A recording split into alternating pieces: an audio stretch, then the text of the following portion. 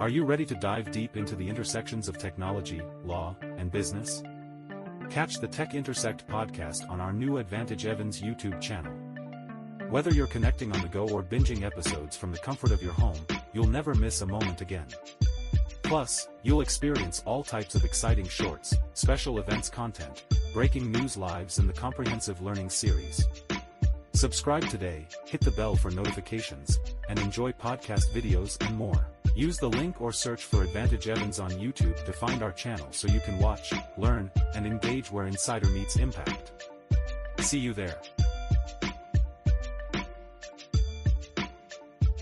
Fear, uncertainty, and doubt, which is reduced to an acronym in this ecosystem for FUD. I'm sure you could use it in others as well. This idea of intentionally injecting mis and disinformation for hype cycles or negative hype cycles around cryptocurrencies. And that can certainly make it difficult to separate credible sources of information from unreliable ones, particularly when that information is coming from government or coming from industries that have a vested interest in keeping people beholden to them and not worrying their pretty little heads about sovereignty and financial privacy and the type of self-determination that comes from financial literacy and freedom. Welcome to Tech Intersect. I'm your host, Tanya Evans, and my life and work exist at the heart of law, business, and technology. Yeah, I've earned a few fancy titles and degrees over the years, but the bottom line is I'm a writer, speaker, teacher, and lifelong learner. And I'm really excited that you've joined me on this journey. So what is Tech Intersect? Well, it's authentic, empowering conversations with really interesting guests who demystify complex topics to prepare you for the future. Because your future is now. And it exists where law, business, and tech intersect. Get ready to listen, learn, and leverage. Let's get started. Hey everybody, welcome to this special episode of the Tech Intersect podcast. We are knee deep in the Digital Money Demystified series. It's a special series of conversations where instead of hearing me extol the virtues of this amazing space, I'm inviting some of my rock star friends and colleagues and people whom I admire significantly in this space to come and have them take over my mic so that they can ask me questions and we collectively can help you demystify the space.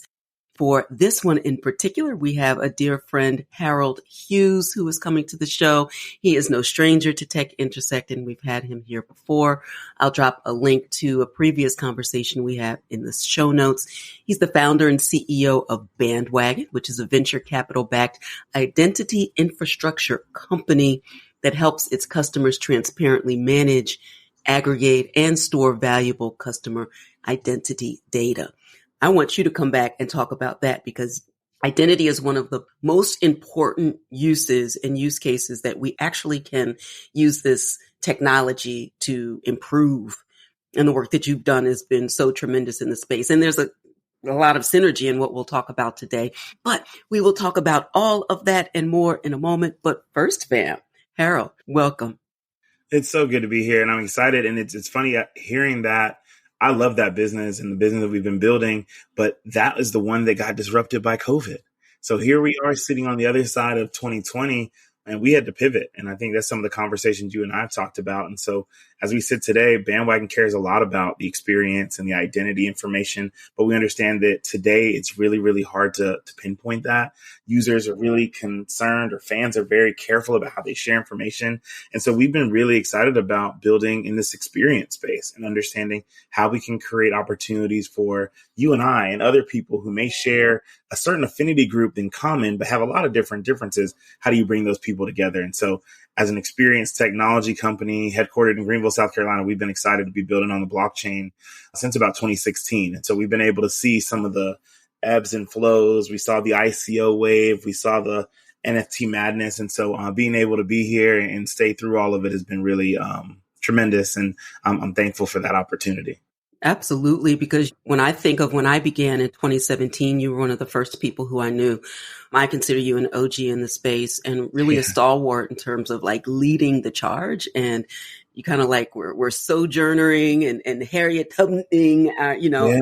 there's like, all of us aren't going to make it, but those who do, this can be transformative. And so that's why I love to just walk out and kind of riff off of this with you for sure. Yeah. I mean, I think that that's exactly it. I often talk about, to understand anything, it takes two people, really. It takes one person who is curious and has the courage to ask and say, hey, I don't know this. Can someone help me? Or I want to learn more about this. Where do I go for resources? So it takes one person who's curious and courageous. And on the other side, it takes an expert who's going to take their time and be patient and have empathy and try and think through examples. And so as an expert, you're thinking about, okay, what did I have to do to get to the point where I know what I know? And the person who's asking, where can I start telling them insight from their lens? It's oftentimes as an expert, you like to say, oh, you should just do this, and it's just going to light bulb go off. But sometimes we have to really be intentional about, man, this is a little bit meatier to understand. And sometimes there's some misinformation out there, as you noted in your book. And so it's important to make sure that we have both those parties, that expert who's willing to take time and be patient, as well as a curious person who's willing to put themselves out there. So I'm excited about the conversation. Outstanding. Well, I put this microphone in your very capable hands, sir. I'm going to help you help them. And together we're going to help each other, because of what you've said about the patient educator with the intellectually curious person is like magic. But of course, as an educator, you speak in my language, so I love it. Yes, absolutely. I mean, I think that's where you can jump in. I mean, I know that as a dad of two kids, one of the things I think about is, what does the world look like for that generation? When we were growing up, everyone was taking typing classes. Remember that when we had to take typing Absolutely. classes? And that was coming on the heels of us having to write in cursive. And so there's a lot of things that we expected were going to be valuable tools and valuable skills that may not be as necessary today. And so now, as we live in a world of AI and blockchain, understanding what's going to matter in 10, 15, 20 years is something that I'm constantly thinking about. And I think that the one thing that will always be valuable is being able to comprehend and being able to explain. It's a soft skill that is something that I think that you do really well, is being able to take a complex subject and break it down. It's also one of my superpowers too, is to be able to take a complex topic and break it down simply for everyone. And that's something that's going to be interesting as we look at the blockchain specifically. There's a lot of folks who get kind of scared. And I think part of that is built by design. If I'm being honest, I think that there are some people who intentionally make things feel more techie or more challenging so that they can gatekeep it. And that's why it's important for the work that we're doing and this conversation that we're having. That's a really good point, because, on one hand, when I think of just the origins of digital currency, there were digital currencies that even predate Bitcoin, of course. It makes me think of like DigiCash and things like that. But this novel combination of consensus mechanisms, or the way that you come to an agreement about what is true for a group of folks, and peer-to-peer technology that was used for. Now, this is a video portion, so some of you will be able to see me do this in air quotes, file sharing. Right. As an intellectual property lawyer, it's kind of like theft. It's fine. But the idea of using peer-to-peer software and file sharing applications in order to exchange media files can now be used in combination also with cryptography, or this encrypted means of messaging. It's as simple as that. But putting them all together and access to the internet in order to transfer value in the same way that we were transferring media and messaging is really, really important. And I guess there's a certain level of basic knowledge that's important to have when buying cryptocurrencies, but you don't need to know how to code.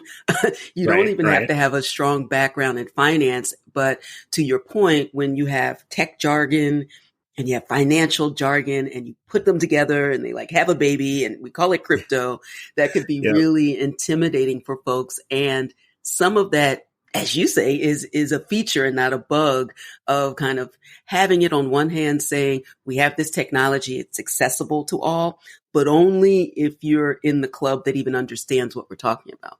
And can cross certain hurdles when you think about the financial access. I mean, one of the things that I've been thinking through more as a person who, I'm a Jamaican American. I was, raised in Jamaican culture in Columbia, South Carolina, but am definitely proudly an American citizen.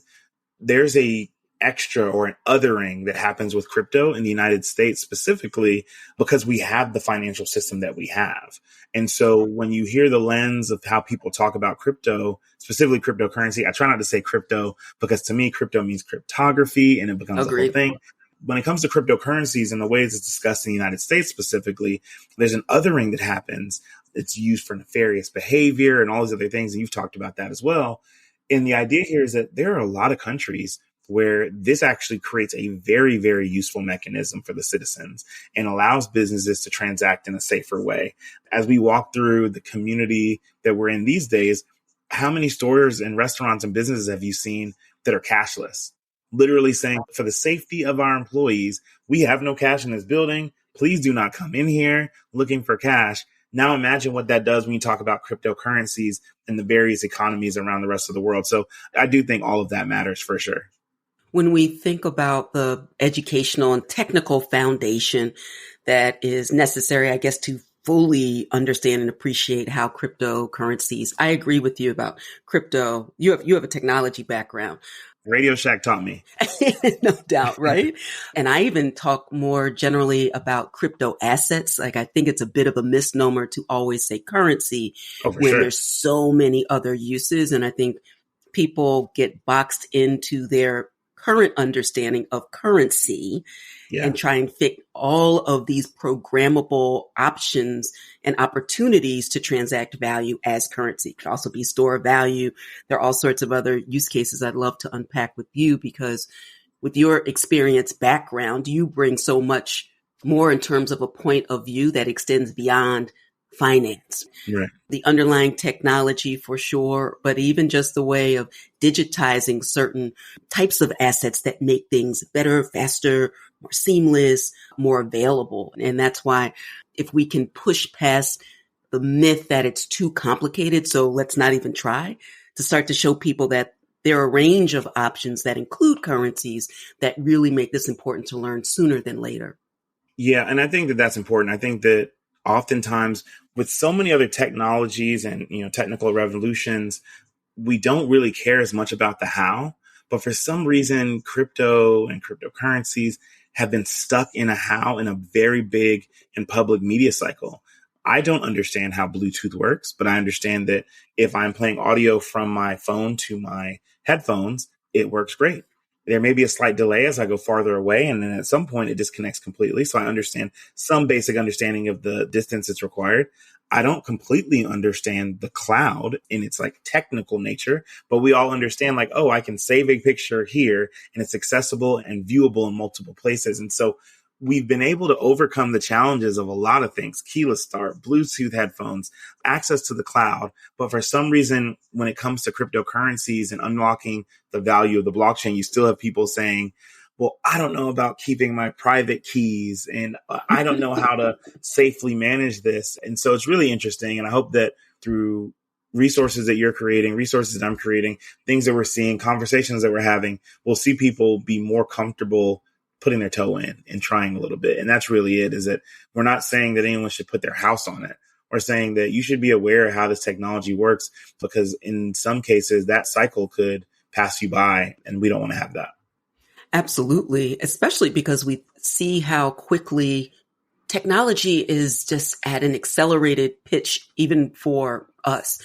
Changes like this used to take hundreds of years or decades or years. Now we're dealing in months. Yeah. It's like no grass is growing under technology at this point because it's moving at a greater clip. I don't know if it's some part of me getting older, but it could be a both and. I think this is a both and of things really accelerating in ways that don't give us the privilege of sitting back and waiting until someone else tells us or gives us permission to learn about something that could be so transformative. And, it makes me think of those really early years when you think about acquiring a lot of real estate, for example. Real estate's always going to be a great investment. I own real estate. I get it.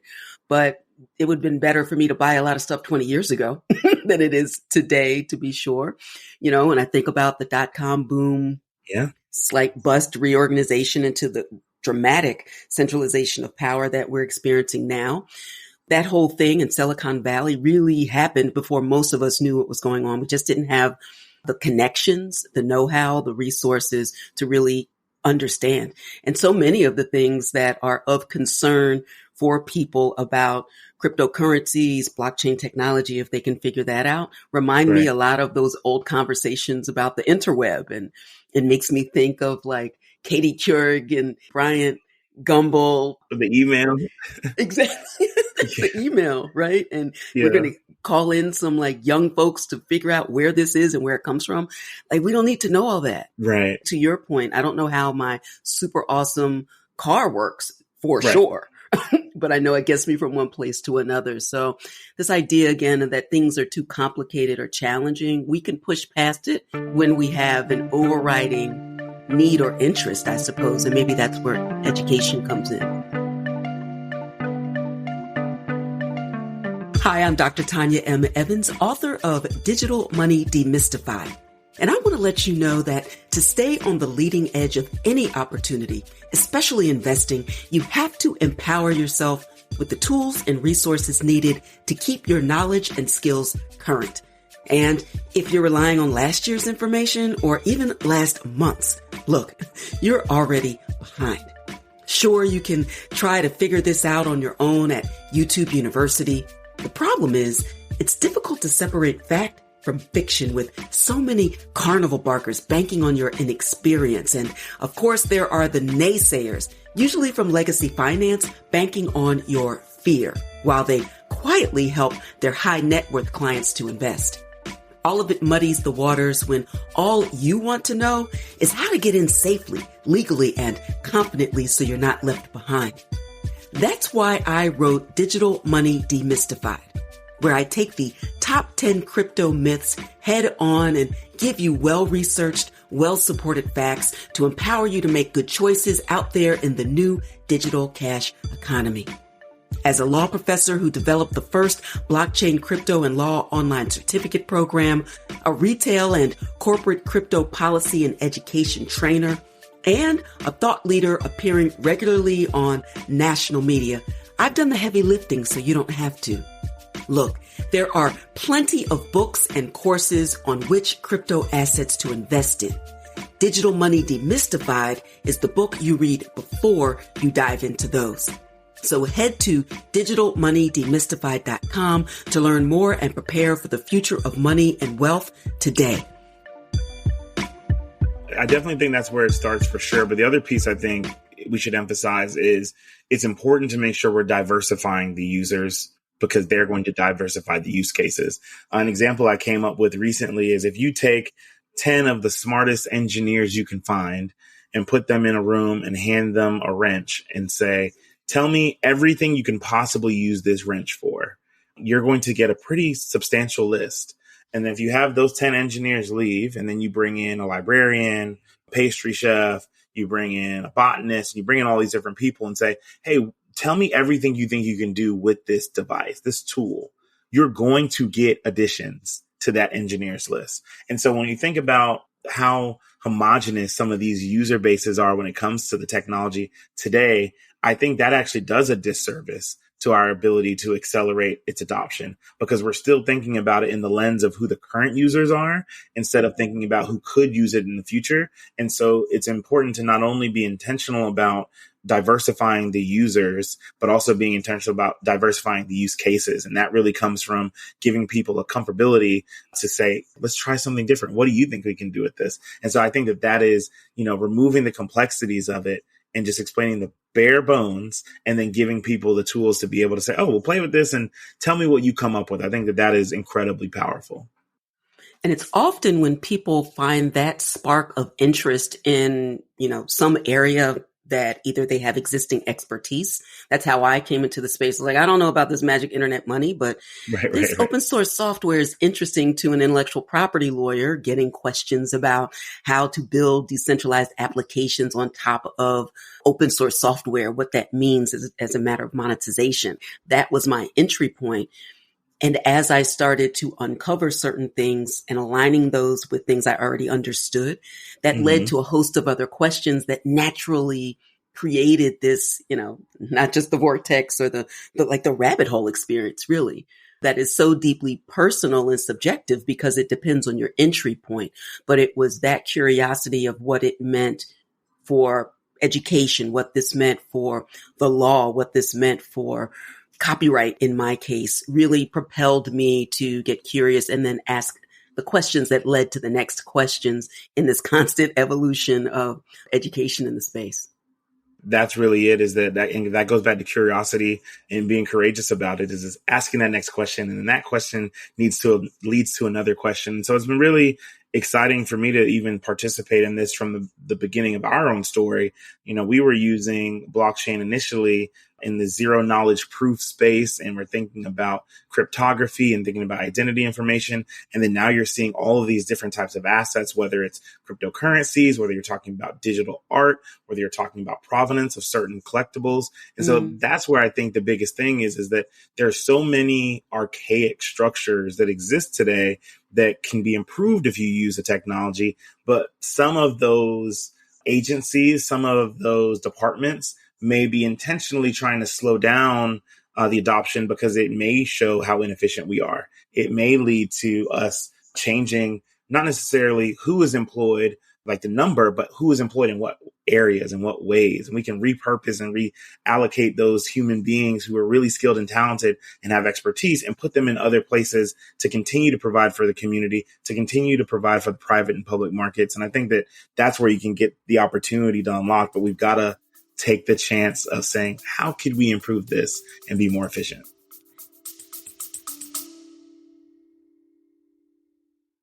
You love listening to podcasts, but have you ever thought about starting your own podcast? Maybe you want to build a brand, grow your business, or are looking for an excuse to talk about your favorite hobby. Whatever your reason for making a podcast, Buzzsprout is the place to start. Since 2009, Buzzsprout has helped over 300,000 people launch their own podcasts. Buzzsprout walks you step by step through the whole process and will give you powerful tools to start, grow, and monetize your podcast. Ready to get started? Click the link in the show notes to get our free step-by-step guide to starting your podcast today. Yes, that definitely leads to this idea of fear, uncertainty, and doubt, which is reduced to an acronym in this ecosystem for FUD. I'm sure you could use it in others as well. This idea of intentionally injecting mis and disinformation for hype cycles or negative hype cycles around cryptocurrencies. And that can certainly make it difficult to separate credible sources of information from unreliable ones, particularly when that information is coming from government or coming from industries that have a vested interest in keeping people beholden to them and not worrying their pretty little heads about sovereignty and financial privacy and the type of self-determination that comes from financial literacy and freedom. There's so many, the word bad actor is coming to me, but that sounds like criminal.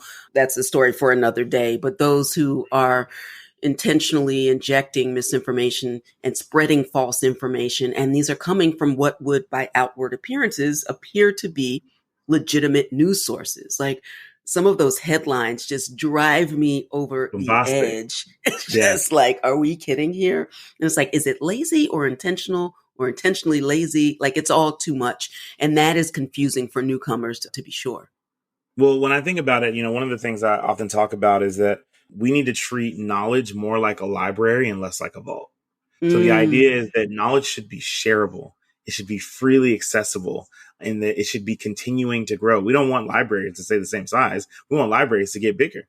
Ultimately, when it comes to whether it's cryptocurrencies or cryptography or blockchain, or even access to wealth in other ways, when we talk about all the other assets, there has been an intentional nature of there is a finite amount of this, and therefore I don't want to let you know what I know, because that means I have less or I will be less prosperous. And so that's where the challenge of information is. And so it's important for the knowledge sharing to continue. Of course, you have to be skeptical. I think skepticism is important, especially in an area where we are very clearly able to see there are some people who are out for personal gain. and they are willing to share misinformation to do so. And so just waiting just an extra click or reading just another page or asking just another person their thoughts on something, I think really helps change how we consume some of the information. It changes some of the actions and activities we deem as like, this seems like a good idea. And so those types of things I think help. And so when you talk about something being too complicated or too complex, this isn't hidden anywhere. And that's one of the beauties of the blockchain is how transparent a lot of it is. And so being able to understand that, oh, you may have to read an extra disclosure, or you may need to tap another person to let them know you're considering it. That's something I think is actually driving community connection.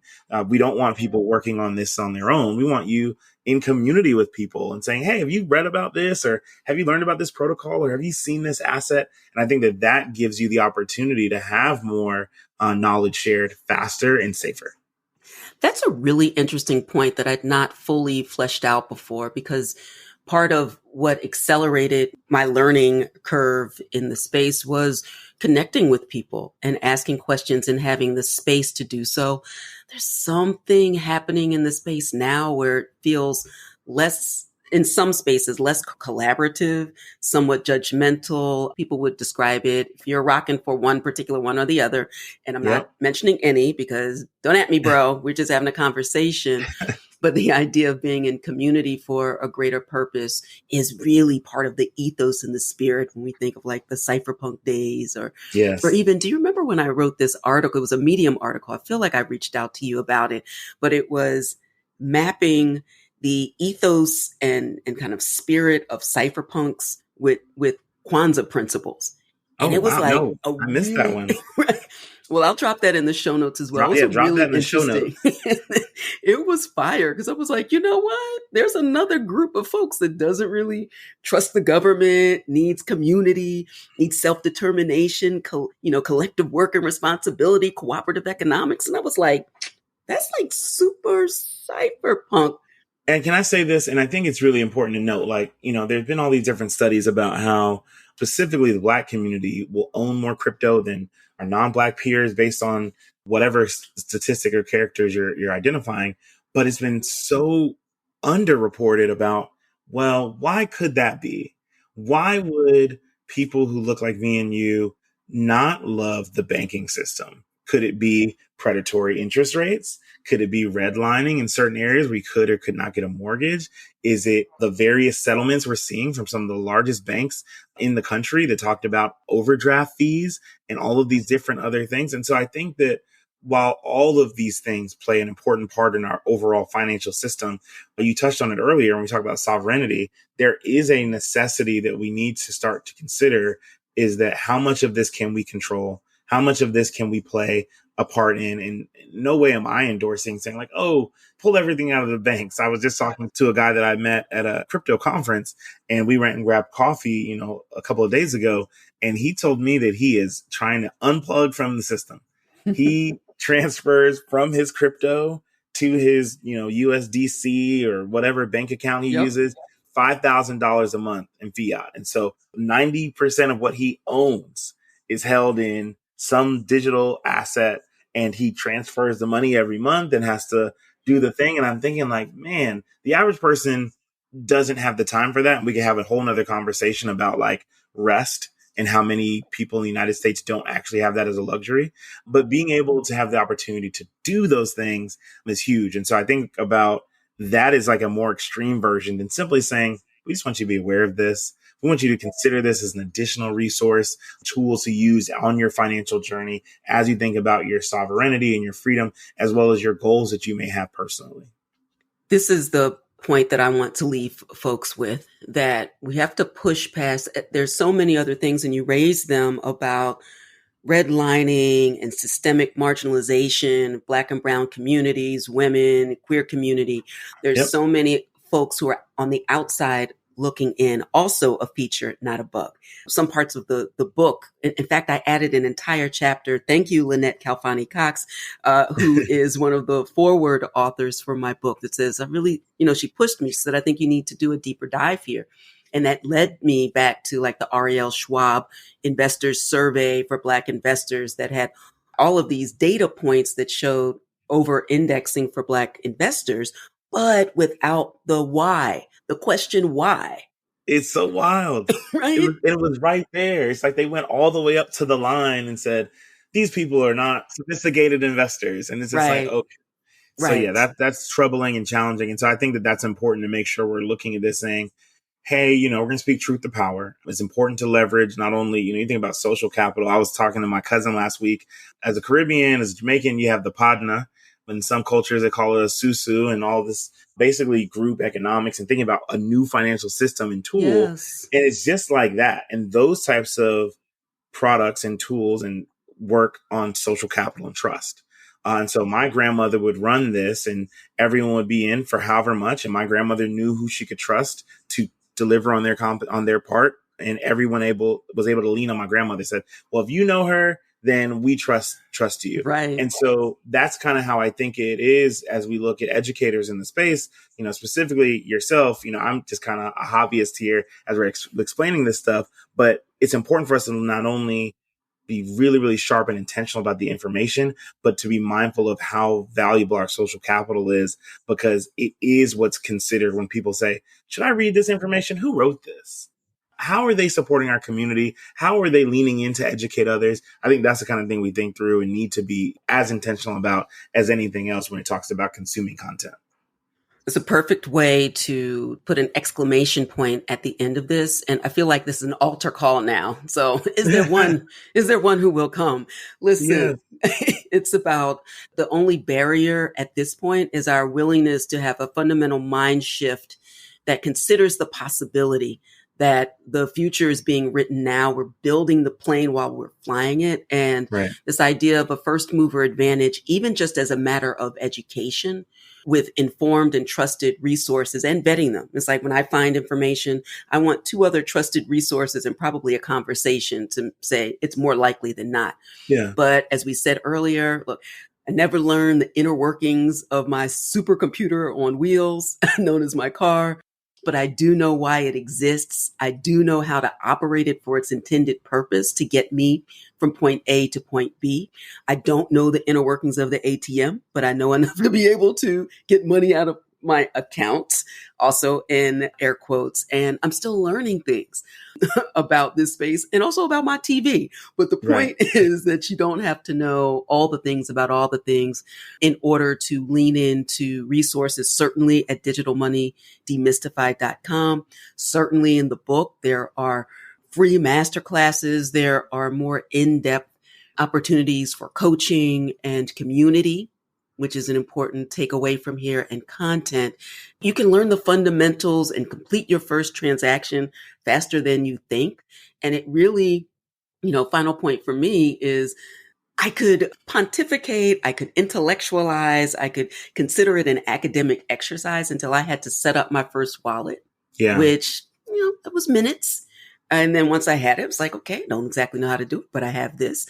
We have done a lot of the heavy lifting, so you don't have to. It's way better from a user interface and user experience point of view today in 2023. And it'll be light years ahead of 2024, 2025 and beyond than when you got in back in 2015, 2016, and certainly for me, 2017. So we say all that to say, this is an important moment for empowerment. And that is going to come through, get yourself some knowledge and then turn that knowledge into wisdom. And so that we stay ready so that we don't have to get ready. This is the opportunity where people and systems aren't keeping us out. It's maybe thinking that our ignorance will save us, and it actually won't. We'll be further behind than we've ever been with the exponential leap of technology. So, Harold, final points from you, sir? Yeah, no, I think that was perfect. So much of this uncertainty, fear, doubt comes from not feeling comfortable. And based on, like we said, some of the information is presented in a way to make us feel like it's, really scary. You say, oh, you've got to memorize your private keys and keep them safe. It's like, well, you don't have to memorize your private keys. You can keep them safe in the same way you don't walk around with your social security card. In the same way you don't publicly share your bank PIN. And then when you think about, there's a crypto address and I'm going to send, Tanya, some Ethereum or some Bitcoin. What's your address? It's like, Well, if I was sending her an email, I'd ask for her email address. If I was mailing her a postcard, I'd ask for her home address. It's just where you put the field in. If I'm wiring money, I ask what your account information is and your routing. So those things are actually more common and more similar than a lot of the times it's connected. And so ultimately, the thing I loved about the book was being able to say, we're drawing parallels here and you aren't starting from zero. I think that's the number one thing I'd leave with, is that you aren't starting from zero. There are a lot of things in your life, and as you covered in the book, that you can actually start with and say, do you understand this? Well, this is more like this. And it's not as complicated as you think it is. It's just that the lens that you've likely heard it from may not be intentionally trying to connect dots for you to jump in at a point of comfortability as well as understanding. And so I'm excited about it coming out. I'm glad we've been able to have this conversation. For me, it's really about creating that community and sharing information, thinking about collaboration over competition. We can do more together and being able to partner and build this community that we want to. Outstanding. Harold Hughes from Bandwagon, and my friend, not only in my head and on the platform formerly known as X, right? In real life, from a first fam perspective. I appreciate you, sir. And thank you. Onward. Let's keep making it happen. Let's do it. Thank you, and can't wait to see it come out.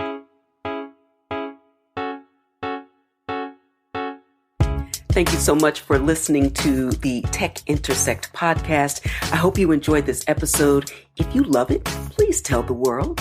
If not, go ahead and tell me. And in either case, drop a comment or ping me on social media at IPProfEvans with the hashtag TechIntersect. And finally, a quick reminder on digital safety. There are a lot of scammers out there impersonating me and others, and I need your help. Now hear this, and remember, I will never slide into your DMs to say peace and blessings or hey, and I will never reach out to solicit your time or your money on social media like ever. I'm not a trader. I am an educator and an attorney licensed in 4 states. Thank you very much. I'm here to inform, inspire, and empower. No cap, and definitely no Forex. So be careful, make good choices, and remember, I developed an entire free masterclass about the topic of digital safety in the crypto space. So check out secureyourcryptobag.com for more information. That's secureyourcryptobag.com. All right, that's all for this episode. Until next time, continue to shine.